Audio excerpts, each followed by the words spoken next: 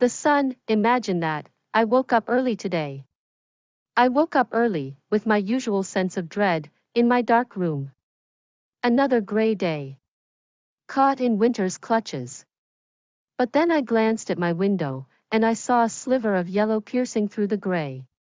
I always forget that the blinds keep out the light. I turned the rod and sure enough, the sun streamed in. The sun. Imagine that, I don't bother to go outside in the winter, except for errands I simply can't avoid. Some people love the winter. They go skiing, or snowshoeing, or whatever else. Every time I hear about a skiing accident, I wonder how so many people can still do it. Don't they know about avalanches? I saw a news special on avalanches recently. Terrible way to go, but the sun, this was different. I tried not to get too excited. The sun can be deceitful. It doesn't promise warmth. After my coffee and my cereal, I opened the door and stuck an arm outside. Just an arm, at first. My skin didn't prickle with goosebumps. I poked my head out. A light breeze ruffled my hair. It was so bright I almost didn't recognize my patio. I stepped out. Still in my pajamas, no contacts, hair unbrushed, a thought entered my head, unbidden, I should go for a walk. I knew no one had spoken, but I still looked around me as though I'd heard a voice. That couldn't possibly be my idea, could it? A walk, imagine. The thought only got stronger as the sun warmed my skin, and I decided that yes, would go for a walk, back inside. I contemplated my wardrobe.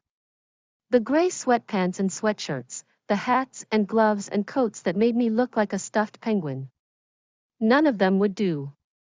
I peered closer, rifled through hangers until, there. In the back of the closet, barely peeking out, a hint of pink. Next to it, a splash of yellow. I parted the hangers and admired my spring clothes, hidden away, ready to emerge. I drew out a pink shirt and a denim jacket. I couldn't, could I? I compromised and paired them with my favorite pair of black joggers. Now faded to gray after my long winter of loungewear, I wasn't prepared to see myself in a pink shirt. It brightened me, lifted the shadows from beneath my eyes. I swept aside my boots and found a pair of sneakers. I laced them and wiggled my toes.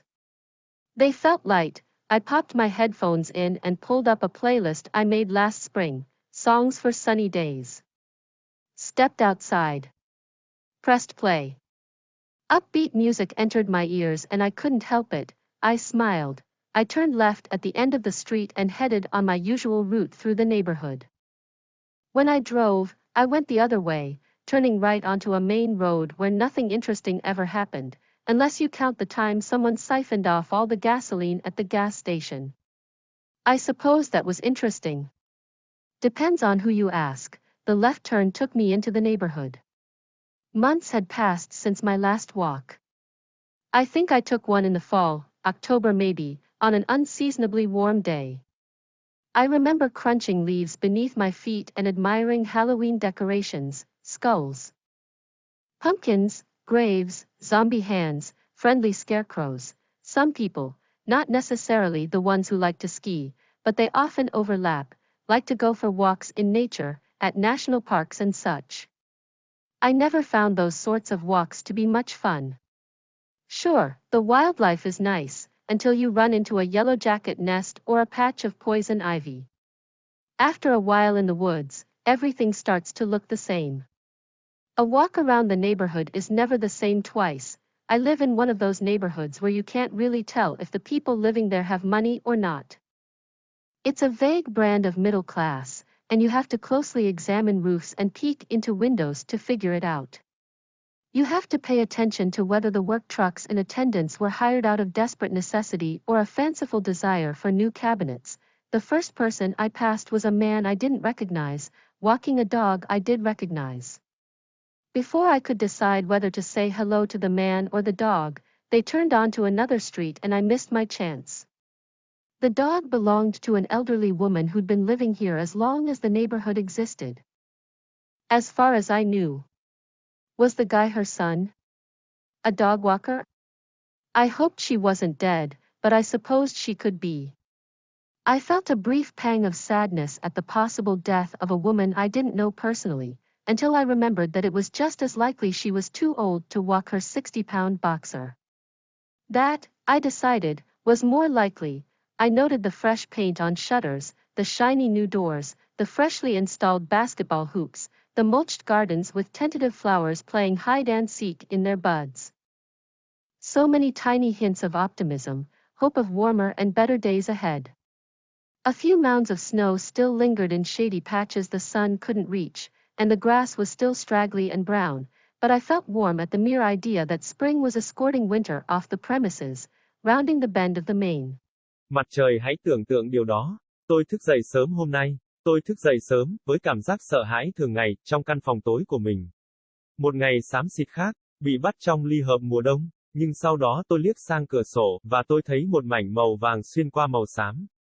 Tôi luôn quên rằng rèm cản sáng. Tôi xoay chiếc que và chắc chắn, mặt trời đã tràn vào. Mặt trời, tưởng tượng rằng, tôi không bận tâm ra ngoài vào mùa đông, ngoại trừ những việc lặt vặt mà tôi không thể tránh khỏi. Một số người yêu thích mùa đông, họ đi trượt tuyết, đi bộ trên tuyết, hoặc bất cứ điều gì khác. Mỗi khi tôi nghe về một vụ tai nạn trượt tuyết tôi tự hỏi rằng bao nhiêu người vẫn có thể làm điều đó. Họ không biết về tuyết lở sao? Tôi đã thấy một tin tức đặc biệt về tuyết lở gần đây. Con đường kinh khủng để đi, nhưng điều này mặt trời điều này khác, tôi đã cố gắng không quá phấn khích, mặt trời có thể lừa dối, nó không hứa hẹn sự ấm áp. Sau khi uống cà phê và ngũ cốc tôi mở cửa và khoác một cánh tay ra ngoài. Lúc đầu chỉ là một cánh tay, da tôi không nổi da gà. Tôi thò đầu ra, một làn gió nhẹ làm tung bay mái tóc của tôi. Trời quá sáng, tôi gần như không nhận ra sân của mình. Tôi bước ra ngoài, vẫn mặc bộ đồ ngủ, không có danh bạ, tóc chưa chải. Một ý nghĩ hiện ra trong đầu tôi, không bị cấm đoán, tôi nên đi dạo. Tôi biết chưa có ai nói chuyện, nhưng tôi vẫn nhìn quanh mình như thể tôi đã nghe thấy một giọng nói. Đó không thể là ý tưởng của tôi, phải không? Một chuyến dạo bộ, tưởng tượng, ý nghĩ chỉ trở nên mạnh mẽ hơn khi mặt trời sưởi ấm làn da của tôi. Và tôi quyết định rằng tôi sẽ đi dạo. Quay trở lại bên trong, tôi xem xét tủ quần áo của mình. Chiếc quần thể thao và áo nỉ màu xám, mũ, găng tay và áo khoác khiến tôi trông như một chú chim cánh cụt nhồi bông. Không ai trong số họ sẽ làm. Tôi quan sát kỹ hơn, lướt qua những chiếc móc treo cho đến khi, ở đó. Ở phía sau của tủ quần áo, hầu như không ló ra một chút màu hồng. Bên cạnh đó, một mảng màu vàng. Tôi chia tay những chiếc móc treo và chiêm ngưỡng bộ quần áo mùa xuân của mình, ẩn đi, sẵn sàng xuất hiện. Tôi lấy ra một chiếc áo sơ mi màu hồng và một chiếc áo khoác denim. Tôi không thể, phải không? Tôi đã thỏa hiệp và kết hợp chúng với một đôi giày chạy bộ màu đen yêu thích của mình, giờ đã nhạt dần thành màu xám sau mùa đông dài đeo kính râm của tôi. Tôi đã không chuẩn bị để nhìn thấy mình trong chiếc áo sơ mi màu hồng. Nó làm tôi bừng sáng, nâng bóng tối từ bên dưới mắt tôi lên. Tôi gạt ủng sang một bên và tìm một đôi giày thể thao. Tôi buộc chúng và ngọ nguậy ngón chân. Họ cảm thấy nhẹ nhàng. Tôi nhét tai nghe vào và tìm một danh sách phát mà tôi đã tạo vào mùa xuân năm ngoái, bài hát cho những ngày nắng.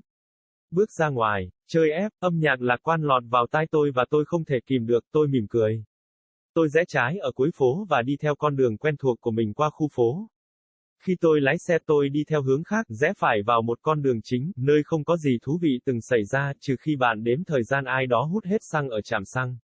Tôi cho rằng điều đó thật thú vị, phụ thuộc vào người bạn hỏi. Rẽ trái đưa tôi vào khu phố. Nhiều tháng đã trôi qua kể từ lần đi bộ cuối cùng của tôi. Tôi nghĩ rằng tôi đã lấy một chiếc vào mùa thu, có thể là tháng 10, vào một ngày ấm áp vô lý. Tôi nhớ những chiếc lá lào xào dưới chân và chiêm ngưỡng những món đồ trang trí Halloween, đầu lâu, bí ngô, nấm mồ, bàn tay thây ma, bù nhìn thân thiện. Một số người, không nhất thiết phải là những người thích trượt tuyết. Nhưng họ thường trùng nhau, thích đi dạo trong thiên nhiên, tại các công viên quốc gia và những thứ tương tự. Tôi chưa bao giờ thấy những kiểu đi dạo này vui nhiều. Chắc chắn, động vật hoang dã rất tốt, cho đến khi bạn đụng phải một tổ ong vò vẽ vàng hoặc một mảng cây thường xuân độc. Sau một thời gian ở trong rừng, mọi thứ bắt đầu giống như cũ. Đi dạo quanh khu phố không bao giờ giống nhau hai lần. Tôi sống ở một trong những vùng lân cận mà bạn thực sự không thể biết những người sống ở đó có tiền hay không. Đó là một thương hiệu mơ hồ của tầng lớp trung lưu và bạn phải xem xét kỹ các mái nhà và nhìn vào cửa sổ để tìm ra. Bạn phải chú ý xem liệu những chiếc xe tải làm việc có mặt được thuê vì hết sức cần thiết hay vì mong muốn hư ảo về những chiếc tủ mới. Người đầu tiên tôi đi qua là một người đàn ông mà tôi không nhận ra, đang dắt một con chó đi dạo mà tôi nhận ra. Trước khi tôi có thể quyết định nên chào người đàn ông hay con chó, họ đã rẽ sang một con đường khác và tôi đã bỏ lỡ cơ hội của mình. Con chó thuộc về một người phụ nữ lớn tuổi, người đã sống ở đây chừng nào khu phố còn tồn tại, theo như tôi biết. Anh chàng có phải là con trai của cô ấy không? Một người đi bộ đường dài. Tôi hy vọng cô ấy không chết, nhưng tôi cho rằng cô ấy có thể như vậy. Tôi cảm thấy thoáng chút buồn trước cái chết của một người phụ nữ mà tôi không hề quen biết, cho đến khi tôi nhớ ra rằng rất có thể cô ấy đã quá già để đi chiếc võ sĩ nặng 60 pound của mình. Điều đó, tôi đã quyết định, có nhiều khả năng hơn. Tôi lưu ý đến lớp sơn mới trên cửa chớp, những cánh cửa mới sáng bóng, những chiếc vòng bóng rổ mới lắp. Những khu vườn phủ đầy những bông hoa đang chơi trò trốn tìm trong chồi non của chúng. Rất nhiều gợi ý nhỏ về sự lạc quan, hy vọng về những ngày ấm áp hơn và tốt đẹp hơn ở phía trước. Một vài gò tuyết vẫn còn đọng lại trong những mảng râm mát mà mặt trời không thể chiếu tới, cỏ vẫn lác đác và có màu nâu, nhưng tôi cảm thấy ấm áp khi chỉ nghĩ rằng mùa xuân đang hộ tống mùa đông ra khỏi khuôn viên. Làm tròn phần uốn cong.